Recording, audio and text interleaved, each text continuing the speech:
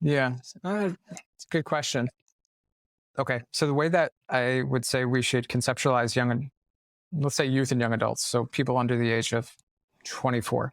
Mhm. Let's think of them as really fast cars with terrible brakes. So one of the first regions of the brain to develop is the mesolimbic dopamine pathway. It's just a reward center of the brain. Hmm. Uh, so that triggers the release of dopamine. For instance, when we have food or water, Mhm. dopamine is triggered. When we engage in social activities or get social acceptance, again, dopamine is triggered. And all of this traces back to when we used to reside in caves. So we don't live in caves anymore, but our brains are still old. It's just Mhm. evolution.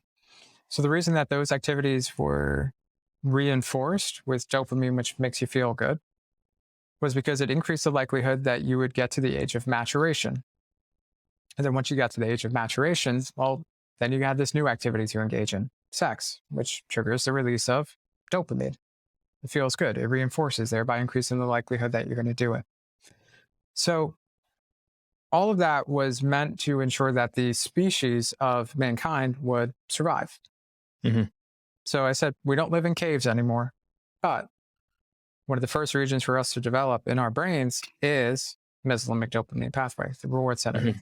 Mhm. The last region is right here, prefrontal cortex. That's not done until 24 to 26. Mm. That's where I have the ability to engage in executive function. And maybe let's take that step back and say, just because I want to do this today or in this moment, it's probably going to put me in a compromised position or it's probably not going to be good for me long term. So I'm going to take that step back and not engage in it.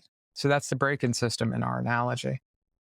So youth and young adults seeks to maximize pleasure, avoid Mhm. pain, and they really think about the here and now as opposed to the potential impact over the course of time of their actions. So it's always been like that. What's changed is it's all amplified now because they Mhm. are able to engage in dopamine hits via Mm. social media from people liking what they post or commenting on it or resharing it or retweeting it. All of that is about social acceptance, which again, we're hardwired to see, but now we're Mhm. getting it at just insane clips of which we have never seen before. Mhm. So it's going to sound not the greatest to classify it this way, but we have a bunch of dopamine addicts because they Sure. have access to potentially a limitless supply with almost, unfettered access to it whenever they want. So that's why social media, the mechanisms of social media has contributed to it. All this is also just amplifying the traditional, let's say, youth and young adult angst that you've experienced, that I've experienced, that probably most people in this world have experienced. Mhm. It's just at a different level than anything that we've ever seen before. So when we think about youth, let's say Mhm. people born 1996 and beyond, they're what I call tech natives. Mhm. For the most part, for as long as they can remember, they've lived in a world in which this has always existed. We're the Mhm. last cohort that knew about life before. Yeah. So, like, we're BT before technology or before social media, whereas they are native. This has always been in the world in which they've known. So, Mm. that's the role that social media, one of the many roles that it has played in it, is unfettered access to quick dopamine hits, which gets us hooked. But then when we're not getting it, leaves us susceptible to really being cognizant of the fact that I'm not getting this. And then there's just the standard, I wasn't invited to something and now I'm looking online on social media and I see that all these other people in my Right. orbit were. So, like, what's wrong with me? Yeah, I mean, that's something I've heard from parents quite a bit is that inability to turn it off. Mhm. It just becomes inescapable if you've got your phone with you. And so, something about the frictionless nature of it too. I mean, kind Mhm. of, this is what make me think of this as you're saying it, is if you have those reward sort of mechanisms. You said it was the mesolimbic, Mesolimbic dopamine pathway. basolimbic dopamine pathway.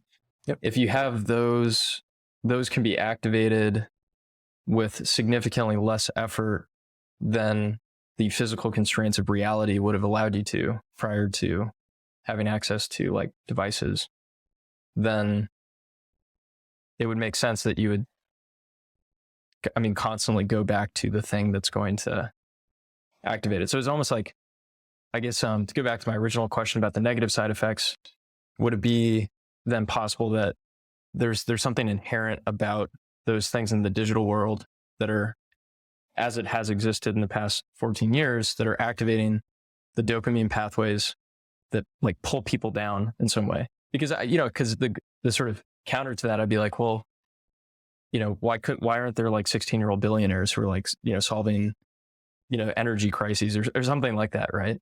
I don't know. Yeah. Well, it boils down to one of the questions that I asked before. One of my favorite questions is, what's your why? Right. So there's the intent and purpose. So could we create positive reinforcement cycles with social media as currently constituted? We could, but we have to be intentional about how we utilize it. The other thing is these quick hits of dopamine, and they're very quick. I mean, they spike hard, they're fast, they're almost immediate, but then they're gone. It doesn't leave you feeling satiated.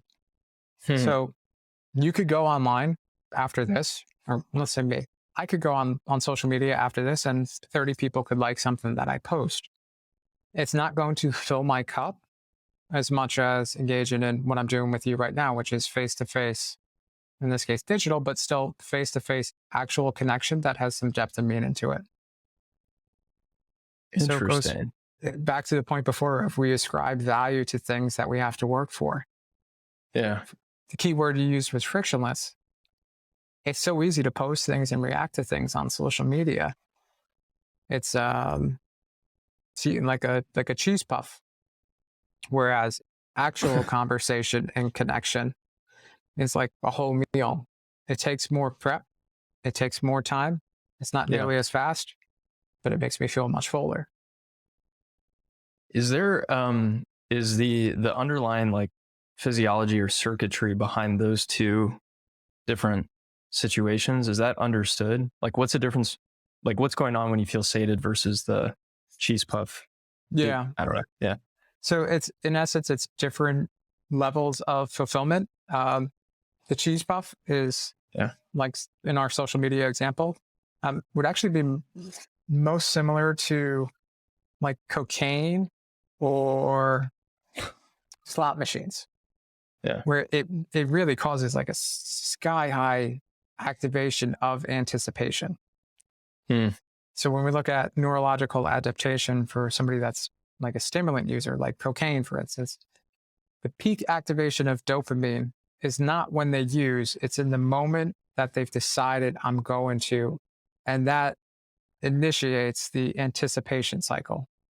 So it's the same thing with social media. Social media, for instance, when we look at all the major platforms, they don't have you get to the bottom of the page and then you have to click next page. It takes a couple of seconds at most for it to do a little cycle, and then more appears on that same page. But that's enough for that anticipation to get initiated. The anticipatory cycle of like, maybe I'm going to find something that I want. And that's the same with slot machines. That's why you don't have, if you're doing a traditional slot machine and there's 3 different bars, they don't all stop at the same time. It goes 1, 2, 3, enough time for the excitement to build in you. The anticipation.